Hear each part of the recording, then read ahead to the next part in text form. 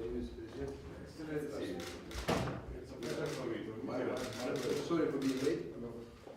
We have, yes, of course. Yes, of course. Please. Head of my office.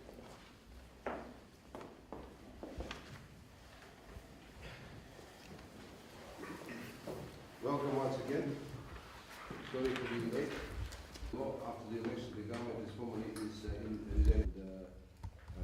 Thank you for coming, and we are happy that you are developing a very meaningful relationship with our parliament. I know that you will be our deputy speaker, you will be deputy prime minister. On the political level, we fix a very good level of understanding. We share many views, and we of course recognize a special role of Germany in global, regional affairs.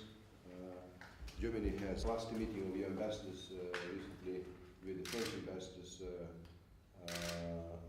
to have a debate on the priorities of this part of the world, including your ambassadors, French ambassadors from Russia, China. That was very important, and of course we welcome this. Central Asia context will always remain in our relationship.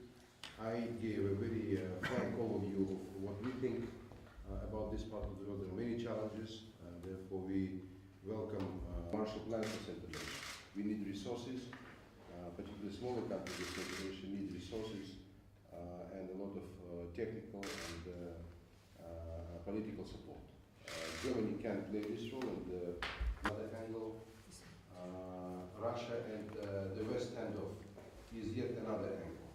So we are entangled in this trouble zone, being the external shocks do not undermine our own internal growth. We have very serious plans for growth.